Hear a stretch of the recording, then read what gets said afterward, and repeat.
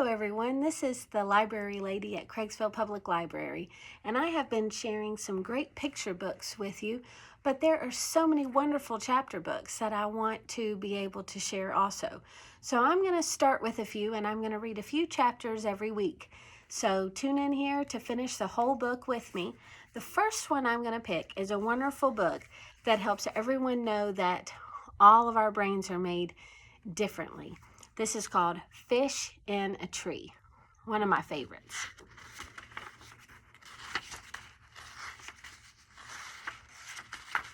The first chapter is called In Trouble Again. It's always there, like the ground underneath my feet. Well, Allie, are you going to write or aren't you? Mrs. Hall asks. If my teacher were mean, it would be easier. Come on, she says, I know you can do it. What if I told you that I was going to climb a tree using only my teeth? Would you say I could do it then? Oliver laughs, throwing himself on his desk like it's a fumbled football.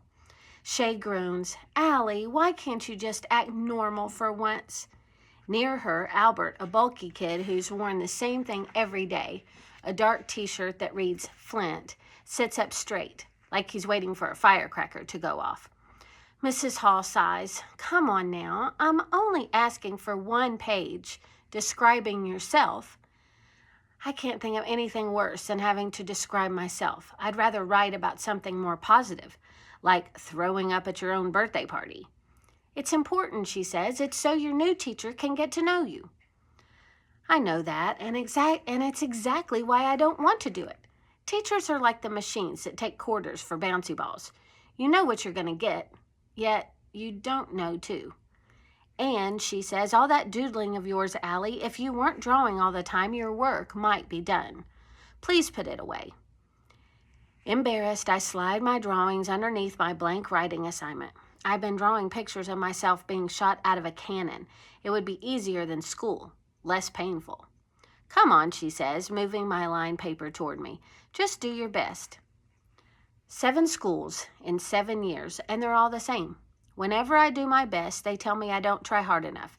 Too messy, careless spelling, annoyed that the same word is spelled different ways on the same page.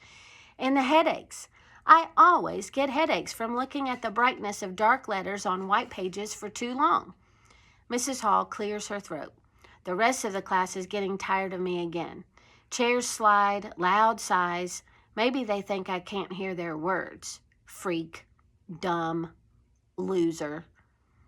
I wish you'd just go hang by Albert, the walking Google page, who'd get a better grade than me if he just blew his nose into the paper. The back of my neck heats up. I don't get it. She always lets me slide. It must be because these are for the new teacher and she can't have one missing. I stare at her big stomach. So, did you decide what you're going to name the baby? I ask. Last week, we got her talking about baby names for a full half hour of social studies. Come on, Allie. No more stalling. I don't answer. I mean it, she says, and I know she does. I watch a mind movie of her taking a stick and drawing a line in the dirt between us under a bright blue sky. She's dressed as a sheriff, and I'm wearing black and white prisoner stripes. My mind does this all the time, shows me these movies that seem so real that they carry me away inside of them. They are a relief from my real life. I steal up inside, willing myself to do something I don't really want to do, to escape this teacher who's holding on and won't let go. I pick up my pencil and her body relaxes, probably relieved that I'd given in. But instead, knowing she loves clean desks and things just so, I gripped my pencil with a hard fist and scribble all over my desk. Allie, she steps forward quick. Why would you do that? The circular scribbles are big on top and small on the bottom. It looks like a tornado, and I wonder if I meant to draw a picture of my insides. I look back up at her. It was there when I sat down. The laughter starts, but they're not laughing because they think I'm funny. I can tell that you're upset, Allie, Miss Hall says. I'm not hiding that as well as I need to. She's such a freak, Shay says in one of those loud whispers that everyone is meant to hear. Oliver is drumming on his desk now. I fold my arms and stare up at her. That's it, Mrs. Hall finally says. to the office now. I wanted this, but now I'm having second thoughts. Allie? Huh? Everyone laughs again. She puts up her hand. Anyone else who makes a sound gives up their recess. The room is quiet. Allie, I said to the office. I can't go see our principal, Mrs. Silver, again. I go to the office so much I wonder when they'll hang up a banner that says, Welcome, Allie Nickerson. I'm sorry, I say, actually meaning it. I'll do it, I promise. She sighs. Okay, Allie, but if that pencil stops moving, you're going. She moves me to the reading table next to a Thanksgiving bulletin board about being grateful. Meanwhile, she sprays my desk with cleaner, glancing at me like she'd like to spray me with the cleaner. Scrub off the dumb. I squint a bit, hoping the lights will hurt my head less, and then I try to hold my pencil the way I'm supposed to, instead of the weird way my hand wants to. I write with one hand and shield my paper with the other. I know I better keep the pencil moving, so I write the word why over and over from the top of the page to the very bottom. 1, because I know how to spell it right, and 2, because I'm hoping someone will finally give me an answer. Chapter 2, Yellow Card. For Mrs. Hall's baby shower, Jessica shows up with a big bunch of flowers from her father's florist shop that you'd swear she ripped a bush out of the ground and wrapped the bottom in foil. Whatever, I don't care. I found a bright card with yellow roses at the store, and a picture of flowers won't dry up in a week. I feel like it's my way of saying I'm sorry for being such a pain all the time. Max gives his present to Mrs. Hall. He leans back in his chair with his hands clasped behind his head as she opens it. He's given her diapers. I think he hoped to get a reaction from her and seems disappointed when she's happy. Max likes attention. He also likes parties. Just about every day he asks Mrs. Hall for a party, and today he's finally getting one. When Mrs. Hall slides my card out of the envelope, she doesn't read it out loud like all the others. She hesitates, and I know that she must really love it, and I feel proud, which isn't something I feel very much. Mrs. Silver leans over to look. I figure I might finally get a compliment for once, but instead her eyebrows bunch up and she motions me towards the door. Shay has gotten up to look. She laughs and says, The world gets dumber every time Allie Nickerson speaks. Shay, sit down, Mrs. Hall says, but it's too late. You can't make people unhear something. I should be used to this, but it still takes a piece out of me every time. As Shay and Jessica laugh, I remember how we dressed up as our favorite book characters for Halloween last week. I came in as Alice in Wonderland, from the book my grandpa read to me a ton of times. Shay and her shadow, Jessica, called me Alice in Blunderland all day. Keisha steps up to Shay and says, Why don't you mind your own business for once? I like Keisha. She isn't afraid, and I'm afraid of so much. Shay turns, looks like she's ready to swat a fly. Like it's your business, she asks her. That's right, it's not my business, but it's as much yours as it is mine, Keisha replies. Shay lets out a small gasp. Stop talking to me. Stop being mean, Keisha replies, leaning forward.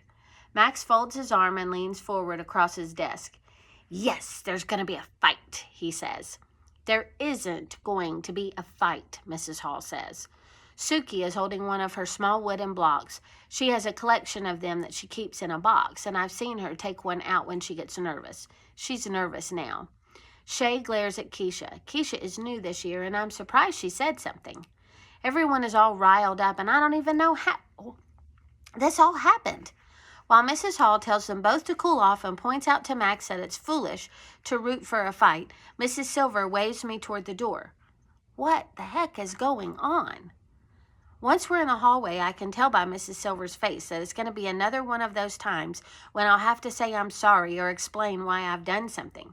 The thing is, I have no idea why I'm even in trouble this time. I stuff my hands in my pockets to keep them from doing something I'll regret. I wish I could put my mouth in there, too. I just don't get it, Alice, she says. You've done other things that have been inappropriate, but this is just, well, different. It's not like you. It figures. I do something nice, and she says it isn't like me, and I can't understand how buying a card is bad. Allie, Mrs. Silver says, if you're looking for attention, this isn't the way to do it. She has that wrong. I need attention like a fish needs a snorkel. The door swings all the way open, hitting the lockers, and Oliver springs from the room. Allie, he says, I think you gave her that card to tell her you're sorry she has to leave us to have some dumb baby. She's probably really sad. I feel sorry for her, too. What is he talking about? Oliver, Mrs. Silver asks, is there a reason you're out here? Yeah, I was going to go to the boys' room. Yeah, that's it. And off he runs. Can I just go now? I blurt out, feeling like the job of just standing here is something I can't do for another second. She shakes her head a bit as she speaks. I just don't get it. Why in the world would you give a pregnant woman a sympathy card? Sympathy card, I think, and I think some more. And then I remember. My mom sends those to people when someone they love dies. My stomach churns, wondering what Mrs. Hall must have thought. You do know what a sympathy card is, Allie, don't you? I should deny that I know, but I nod because I don't want to have to hear Mrs. Silver explain it. And besides, she'll think I'm even dumber than I am, if that's possible. Then why would you do such a thing? I stand tall, but everything inside shrinks. The thing is, I feel real bad. I feel terrible I felt terrible when the neighbor's dog died. Never mind if a baby had died. I just didn't know it was a sad card like that. All I could see were beautiful yellow flowers, and all I could imagine was how happy I was going to make her. But there are piles of reasons I can't tell the absolute truth. Not to her, not to anyone. No matter how many times I've prayed and worked and hoped, reading for me is still like trying to make sense of a can of alphabet soup that's been dumped on a plate. I just don't know how other people do it. Okay, I hope you're enjoying this story. All right, tune back in for the next couple chapters. Have a great day.